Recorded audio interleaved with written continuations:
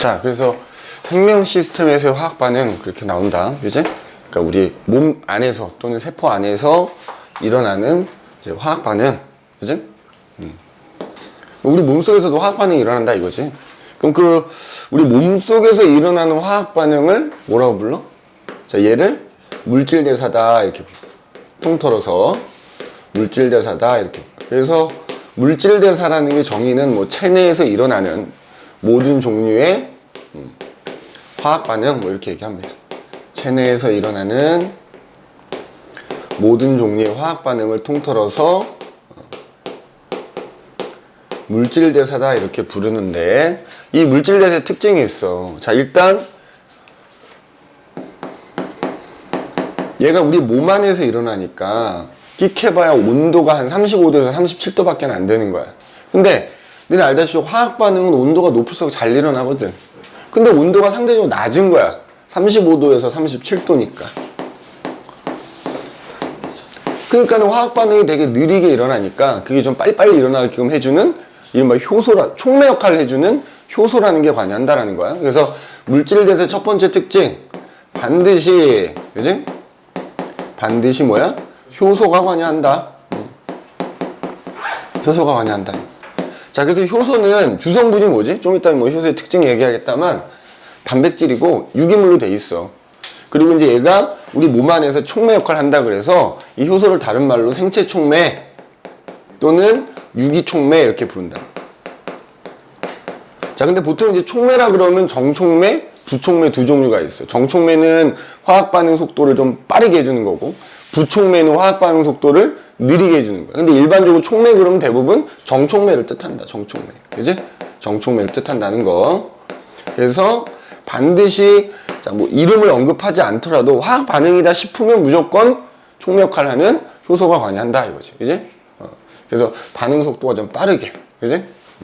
두 번째 특징은, 좀 이따 이제 물질 대사의 종류 얘기하겠다만 반드시 에너지가 출입한다는 거야, 반드시.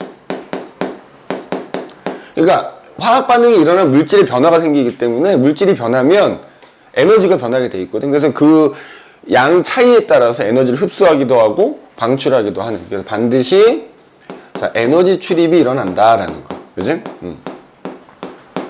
에너지 출입이 일어난다라는 거 꼭 기억을 좀 해두셔야 되겠다 이거죠. 이제 선생님 여기다 쓸 걸 그랬어. 그죠?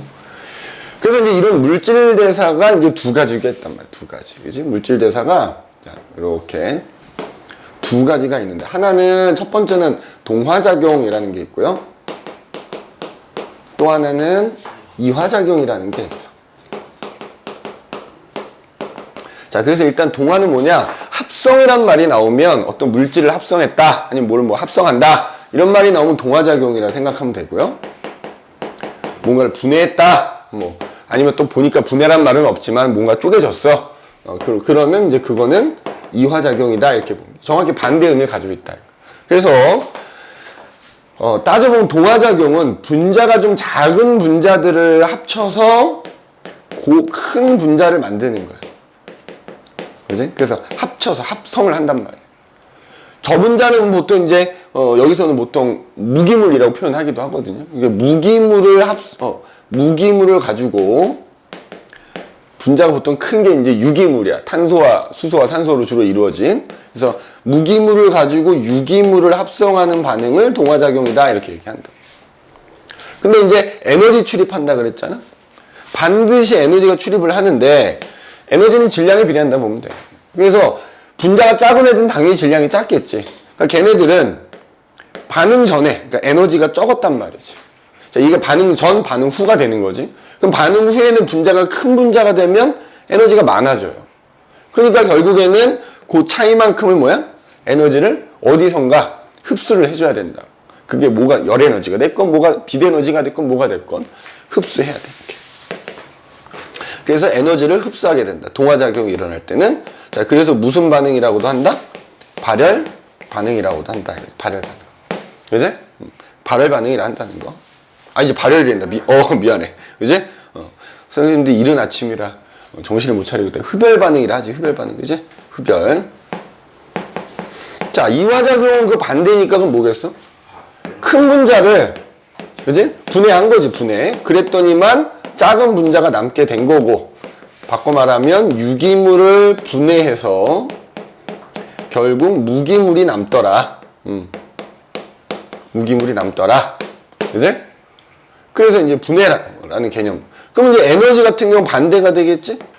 반응 전에는 고분자이기 때문에 에너지가 많았고, 반응 후에는 결국 분자가 작아지고 에너지가 적으니까 그 차이만큼을 외부로 방출하게 된다. 자, 그래서 이거를 발열 반응이라고 부른다. 발열 반응. 그지? 발열 반응.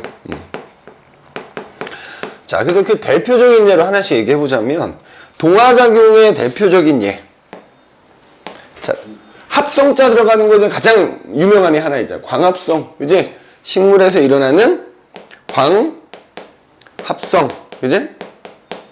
그 다음에 뭐 예를 들어서 우리 몸 안에서는 광합성이 안 일어나지. 동물의 경우에는. 그러면 우리가 음식으로부터 얻은 예를 들어 아미노산을 가지고 세포에서 단백질을 만들어내죠. 단백질 합성 뭐 이런 것들. 단백질 합성. 이런 것들이 대표적인 동화작용이 되고요. 여기 언급하지 않았더라도 하여튼 뭔가 합쳐진다 싶으면 동화작용이다 생각하면 돼. 자, 그 다음에 이화작용의 대표적인 예는 뭐가 있다? 자, 광합, 좀 이따 선생님 따로 쓸 건데, 광합성이 정확히 반대 과정이거든. 세포호흡이라고도 하고 그냥 호흡이라고도 하는 거. 유기물을 분해해서, 그지? 그때 나오는 에너지를 가지고 이제 생명체들이 이용한단 말이지. 세포호흡. 그 다음에 우리가 음식을 먹으면 음식에 들어있는 영양소들은 굉장히 큰 분자거든. 그 소위 말하는 소화기관을 거치면서 어떻게 된다? 소화가 되지? 소화 중에서도 무슨 소화라 그래? 그거를 화학적 소화라고 합니다. 이제 우리 몸 안에서 일어나는 소화 효소라는 녀석에 의해서 좀 이따 이제 정리하겠지만 화학적 소화라고 하는 게 대표적인 또 이화작용이 됩니다. 그지? 자, 그러면은 그래서 이제 크게 동화작용과 이화작용 뭐 이렇게 나뉜단 말이지, 물질 대사가. 그럼 그 중에서도 요 이제 광합성하고 세포호흡은 니네 학교 프린트에도 나와 있으니까 이건 반응식도 그냥 외우셔야 됩니다. 자, 그 얘기를 한번 해볼게. 자, 광합성. 자, 이거 쓰기 전에 여기다 써보면 광합성 우리 뭐 중학교 때부터 많이 아니까 이산화탄소하고 물을 이용하는 거야, 물을. 그래서 얘를 뭘 만들어? 포도당이라는 유기물을 만드는 거야, 포도당. 광합성을 하면. 그래서 그때 에너지를 흡수해야 되니까 뭘 흡수하는 거야? 빛에너지 흡수한 거야. 자, 그거를 반응식으로 자세히 써보면, 이산화탄소하고, 자, 물을 이용해서, 이제, 뭘 만들어? 포도당이라고 하는 유기물을 만드는 거고요. 그러면서 이제 산소도 같이 이렇게 이제 생기게 되는 거지. 자, 이거 개수까지 그냥 외우고 계세요. 그지? 666이다, 666. 6, 이렇게 됩니다. 근데 이때 작은 분자들을 합쳐서 큰 분자, 포도당이라는 유기물을 만들어야 되니까 뭐 한다? 빛에너지 흡수한다. 맞아? 자, 그런데 프린트에 어떻게 써져 있는지 모르겠다만 니네 이렇게 써져 있어. 이게 두 가지가 있어. 너 그래서 지금 보는 거지? 잘 봐. 일반적으로 광합성 반응식 이렇게 쓰기도 하고요. 잘 봐. 이렇게 쓰기도 해. 자, 이렇게 쓰기도 한다고. 그치? 자, 요렇게 쓰기도 한다고. 알겠어? 니네 아마 프린트에 이렇게 써져 있을 거야. 그치? 그런데 봐봐. 왜 줄였으면 이거지. 무슨 얘기냐면 포도당 만들기 위해서 12개의 물을 썼는데 6개가 생겼어. 그러니까 이거 소거하면은 결국 그냥 6개만 쓴 셈이 되는 거지. 보통은 생원 과정에서는 이렇게 쓰고 나중에 생투 가면 이렇게 쓰는데 아마 니네 학교에서는 이렇게 알려줬을 거라고. 알겠지? 이렇게. 그래서 이때 어쨌든 뭘 흡수한다? 빛에너지를 흡수한다. 그지? 빛을 흡수한다 이거야. 그래서 포도당이라는 유기 양분을 만들어내는 거고 그때 이제 부수적으로 물과 산소가 발생한다 이거야. 그 다음에 세포호흡은 요게 중요한데. 자, 세포호흡. 세포호흡은 반응식으로는 정확히 반대식이지? 맞니? 그럼 이렇게 쓰면 되겠네 그냥. 정확히 반대로. 포도당을 뭐 하는 거다? 분해하는 거지? 맞지? 분해하는 거야. 뭐 이렇게 그냥 쓸게 그러면. 그지? 분해해서 뭐가 남는 거야? 이산화탄소와 물이 이렇게 이제 생성이 되겠지. 그지? 그지? 근데 이때 이러면서 얘는 여기 아까서 이화작용이니까 에너지를 방출하거든. 응? 에너지를 방출하지? 자, 이때 방출되는 에너지의 한 60% 정도는 열에너지야, 열에너지. 알겠니? 열에너지야. 그럼 이 열에너지 어떻게 할까? 그냥 냅두고 나가버릴 거 아니야? 그러니까 체온 유지하는 데 쓰는 거지. 자, 이 열에너지는 체온을 일정하게 유지하는 데 쓰고요. 그 다음에 나머지 한 40% 가량은 이제 ATP라는 애를 만드는 거야. 그지? 자, 아데노신 트리포스페이트라 그래가지고 아데노신에 트리, 세 개의 포스페이트, 인산이 붙어있다 뭐 이런 뜻인데, 자, 간략하게 그림을 그리면, 자, 요게 당이야, 당. 니네 뉴클레오타이드 배웠지? 거기에 들어가는 당인데 특히 RNA의 당이야. 리보스라는 당에 이쪽에 인산이 이렇게 있고 이쪽에 염기가 이렇게 있으면 우리 아는 RNA 뉴클레오타이드가 되겠지. 그 중에서도 염기는 아데닌으로 정해져 있고요. 그 다음에 요 인산이 뭐야? 세 개가 이렇게 붙어 있어. 그래서 3인산 뭐 이렇게 표현하기도 하고. 자, 요 부분 리보스라는 당과 아데닌이란 염기가 붙어 있는 부분은 아데노신이라 불러. 아데노신 3인산 뭐 이렇게 부르기도 합니다. 그래서 그게 ATP란 말이야. 그런데 여기에 그럼 이 ATP를 왜 만드느냐? 또 정확하게 이렇게 돼. 니네가 아직 뭐 이제 상위 학년에서 배우는 거니까 몰의 개념이 있거든, 화학에서. 포도당이라는 녀석을 1몰을 가지고 세포호흡에 쓰면 ATP라는 애가 38몰이 생긴다 뭐 이렇게 이제 얘기하기도 하거든. 알겠니? 니네 아마 프린트에는 38분자라고 써져 있을 텐데, 그지? 이거 한 분자 가지고 38분자 만드는 게 아니라 1몰이야, 정확하게는. 1몰을 가지고 얘가 38몰이 생겨. 근데 중요한 거는 얘 봐봐. 광합성을 그래서 비대에너지를 흡수했잖아. 얘 봐봐. 얘는 그러면 무슨 에너지가 무슨 에너지로 바뀌는 과정이야? 동화작용인데 비대에너지가 화학에너지 바뀌는 거야. 그럼 세포호흡은 화학에너지가 열에너지와 ATP에도 에너지가 있는 거야. 무슨 에너지? 열에너지와 또 다른 화학에너지로 바뀌는 겁니다. 그러다가 이 ATP가 이렇게 있잖아. 특히 여기 요 부분이 있어. 인산들 사이에 결합이 있거든. 여기를 잘라내면 그때 ATP 에너지가 나오게 되는 거야. 그러니까 얘는 만들어 놨다가 에너지가 필요할 때 이걸 잘라내는 거야, 하나. 그러면 그때 나오는 에너지를 가지고 여러 가지 생명 활동에 이용한다고. 자, ATP에서 하나 인산 하나 잘라내면 이걸 뭐라고 하냐면 자, 요거 하나 잘려 나갔어. 그러면서 에너지가 나왔어. 에너지 썼어. 그럼 두 개 남지. ADP라고 표현합니다. ADP. 그러면 이렇게 되는 거지. ATP에서 인산 하나 잘라내면 ADP하고 떨어져 나온 인산이 이렇게 남게 돼. 그러면서 에너지가 발생한다. 알겠니? 그래서 에너지 저장 창고라고도 표현합니다. 요거 하나 더 자를 수도 있어. 그지? 근데 이제 아마 이렇게. 자, 그러면은, 자, 봐. 요거만 갖고 얘기하는 거야. 얘가 얘네 되는 건 무슨 작용이야? 그렇지, 이화지. 쪼개졌잖아. 쪼개지면 이화야. 자, 그러면 이거는 통화야. 이걸 다시 합쳐서 얘를 만들기도 하거든? 맞아? 자, 그럼 더 나가서 물어볼게. 해봐. 니네 이 세포흡이 일어난 장소가 어디지? 정확하게 이제 산소를 이용한 세포흡은 미토콘드리아에서 일어나. 질문. 미토콘드리아에서 이거 일어난다, 안 일어난다? 아니. 일어납니다. 이거 일어난다, 안 일어난다? 일어납니다. 둘 다 일어납니다. 알겠지? 근데 이제 우리가 결과만 갖고 얘기할 때는, 결과만 갖고 얘기할 때는 이화작용이 일어난다, 이렇게 얘기하지만, 사실 세포흡이라는 이화작용이 일어날 때 이 두 가정 다 일어나는 거예요. 엄밀하게. 그러니까 이와 동화 동시에 계속 일어나고 있는 거지. 그러니까 우리 이제 큰 틀에서만 갖고 얘기하니까 그런 거야. 알겠니? 이렇게 됩니다. 그래서 ATP라는 게 만들어진다. 자, 그러면 이제 시험은 이렇게 나온다. 잘 봐. 이산화탄소하고 물을 이용해서, 맞지? 물을 이용해서, 자, 뭐야? 포도당을 만듭니다. 그지? 개수는 안 쓰고 물질만 쓴 거야. 자, 그 다음에 여기 이제 ATP가 있어.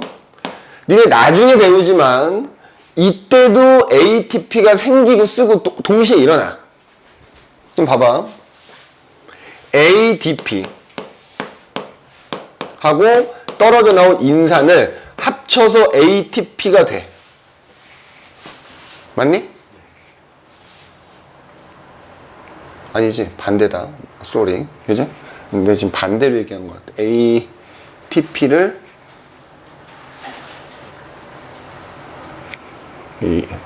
쏘리. 자, 요대로. 이번에 여기는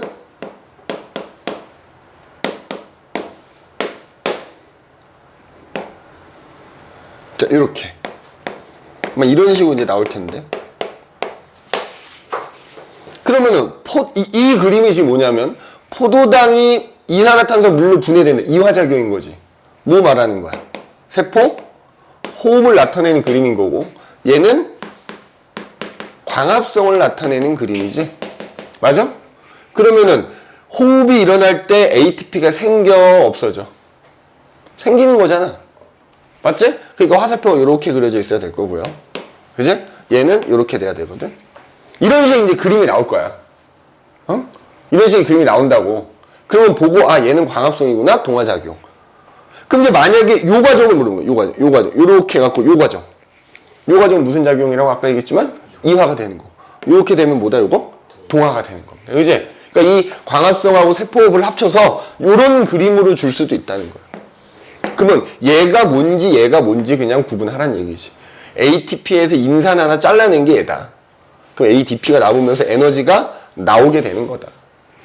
에너지가 생기게 되는 거, ATP가 생기는 과정인 거다, 호흡은. 그지? 그래서 요렇게 광합성하고 호흡을 합쳐서 요렇게 나올 수도 있으니까 요거 좀 잘 기억을 해두시면 됩니다. 알겠지?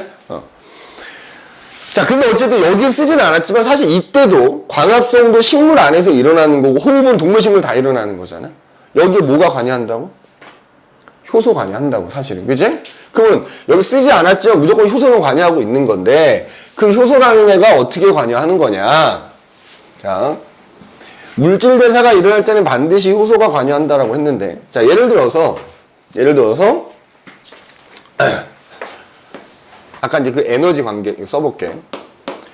자, 만약에 동화작용이 일어난다고 합시다. 동화작용. 그럼 에너지가 적었던 애가 에너지가 이제 많아져야 되잖아. 근데 에너지가 적든 많든 일단 얘가 반응이 일어나야 뭐가 되는 걸 거 아니야.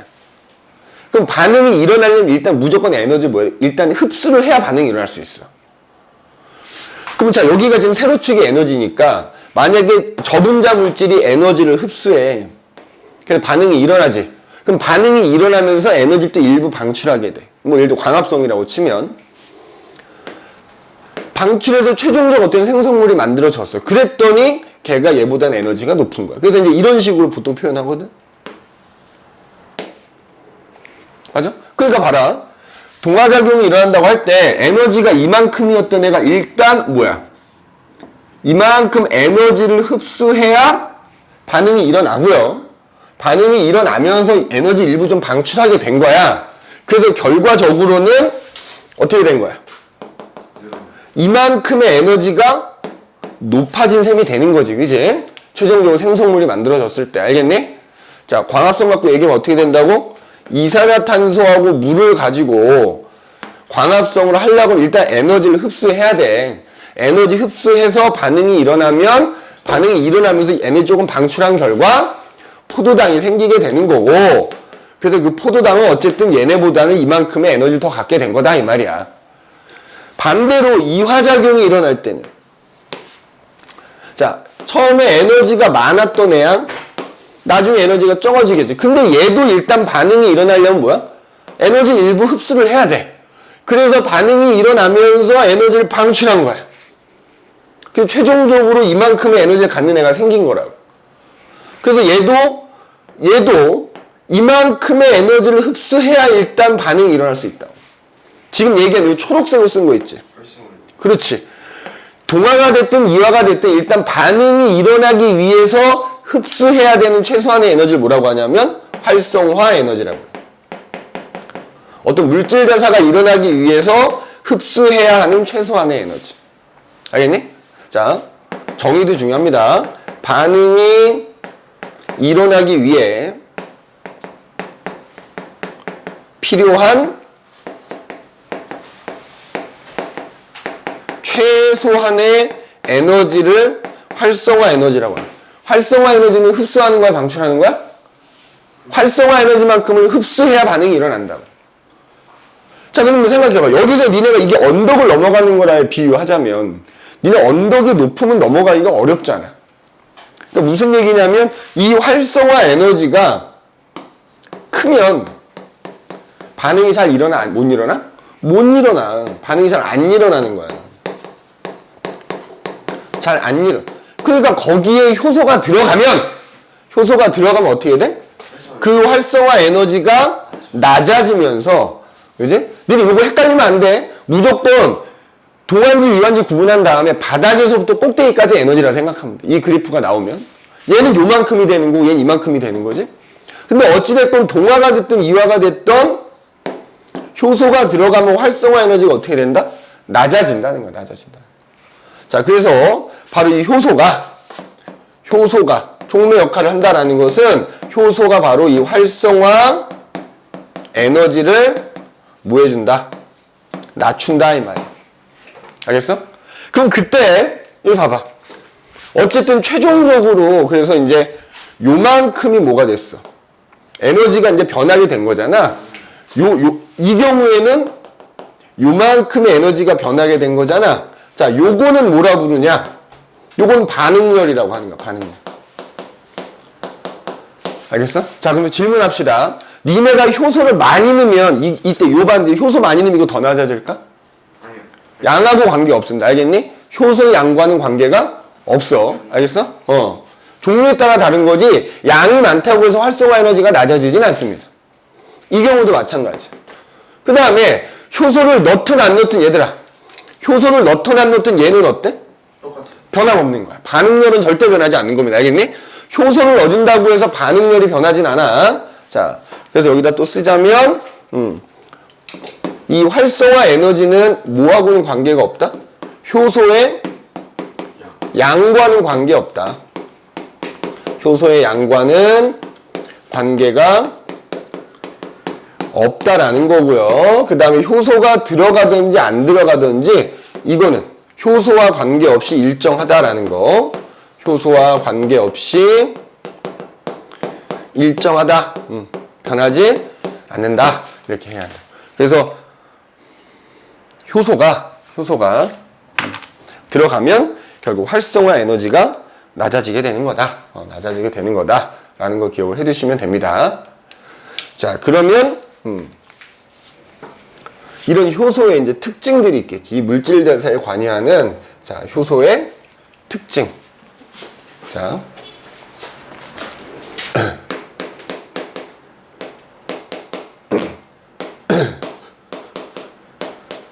자, 일단 주성분이 뭐지?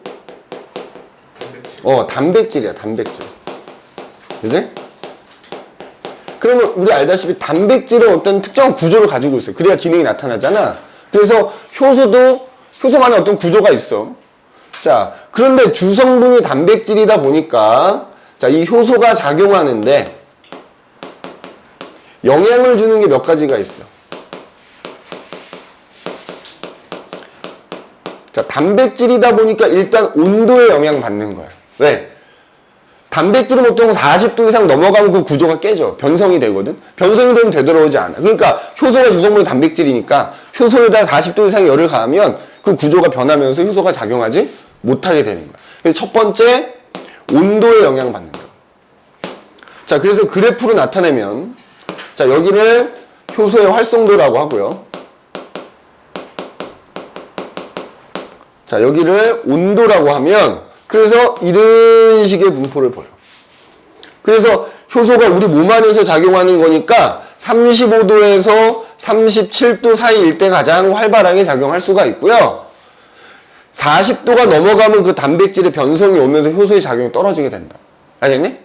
자, 두 번째는 pH라는 것도 영향을 끼쳐. 자, 다른 말로 뭐라고 하지? 산성도다. 자, 참고로 얘기하자면 산성도가 크면 pH가 어떤 거다? 작은 겁니다. 작은 거. 그러니까 무슨 얘기냐면 효소가 이제 종류가 여러 종류가 있는데 효소마다 걔네들이 잘 작용할 수 있는 pH가 정해져 있다는 뜻이에요. 좀 이따가 이제 소화효소 선생님 정리하겠다마는 자, 봐봐.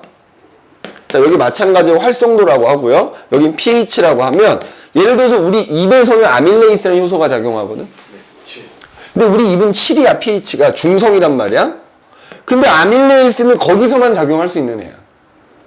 근데 야, 내가 음식을 먹었어. 침 속에 아밀레이스가 들어있는데 그냥 음식과 함께 위에 내려가면 위는 pH가 2야. 그러니까 작용을 못하는 거야. 그러니까 거기서 작용하는 효소가 또 나오는 거야. 맞지? 그래서 이제 아밀레이스는 이렇게 되고요. 그리고 뭐 pH가 2인 곳에 가면 이제 펩신 뭐 이런 애가 나오는 거야. 펩신. 또 다른 효소가 이제 작용을. 거기서 활발한 애가 작용을 하는 거고. 그 다음에 12지장이라고 하는 곳에 가면 pH가 한 8 정도 돼. 그럼 이런 식으로. 그죠? 여기서 뭐 트립신이라는 효소가 또 이제 작용하거든? 이렇게 됩니다.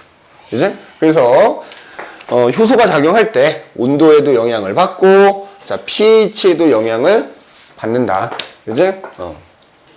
물론 또 이제 기본적으로 효소가 많으냐 적으냐도 영향을 끼칠 것이고, 그지? 그러긴 한데, 일단 이렇게 된다. 온도하고 pH 영향을 받는다. 라는 거 기억을 해두시면 될 것 같고, 자, 세 번째로는 이런 게요. 세 번째. 자, 세 번째. 요거 아주 중요한데.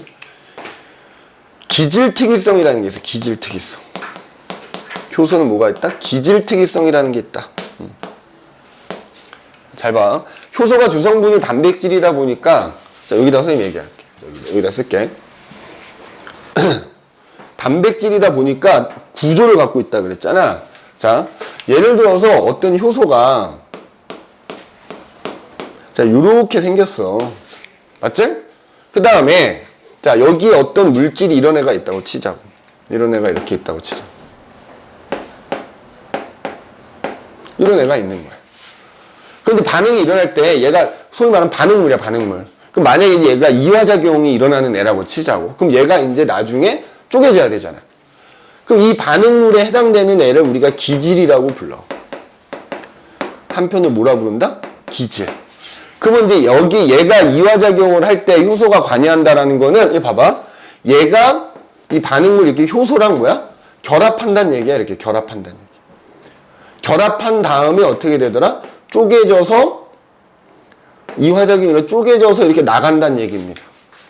나가고, 효소는 자, 이렇게 된다는 거예요. 그래서 동화작용이 일어나든 이화작용이 일어나든 반응물질에 해당되는 애들 기질이라고 하고요. 자, 그 기질이 효소랑 결합을 하는데 여기 지금 그려놨지. 그 기질마다, 효소마다 고유의 구조가 있단 말이야. 그 구조가 맞으면 서로 결합을 하는 거야. 그래서 이렇게 효소하고 기질이 결합하면 이걸 뭐라고 부르냐면 효소 기질 복합체라고 불러요. 그래서 효소 기질 복합체가 만들어지면 효소가 작용하는 거다. 이렇게 생각하면 되고, 이러면 이제 활성화 에너지가 낮아지게 된다라고 생각하면 돼. 그러면 그 결과 얘네가 이렇게 튀어나간다. 이화작용이 일어난 거지. 자, 그런데 만약에 이렇게 생긴 기질이 있다고 치자고. 그러면 이것도 하나의, 얘도 기질인데, 이 기질은 이 효소랑 결합할 수 있니? 없더라는 거야. 뭐가 안 맞아서. 구조가 맞지를 않아서 결합할 수가 없는 거지. 그러면 얘가 물질 대사를 하려면 뭐가 있어야 돼? 또 얘랑 결합할 수 있는 구조를 갖는 효소가 뭐야? 있어야 되는 거야. 그러니까 무슨 얘기냐? 한 종류의 효소는 걔랑 결합 구조가 유사한 기질하고만 결합하는 거야. 다른 구조를 갖는 기질하고 결합을 해 못해? 못한다는 거야. 그래서 그게 기질특이성이야. 자, 한 종류의 효소는 한 종류의 기질하고만 결합할 수 있다. 그래서 구조가 같지 않은 기질하고 결합할 수 없다라고 하는 게 뭐다? 기질.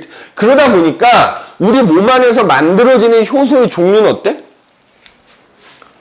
효소의 종류가 되게 많다 이거지. 물질마다 계량결합한 효소가 있어야 돼. 자, 그런데 여기서 봐봐. 이게 반응을 하고 물질이 떨어져 나가지. 근데 이게 특별히 열이 가해지지 않는 이상 효소는 어때? 그대로 남아있는 거야. 그럼 얘는 어떻다? 재사용이 가능하다.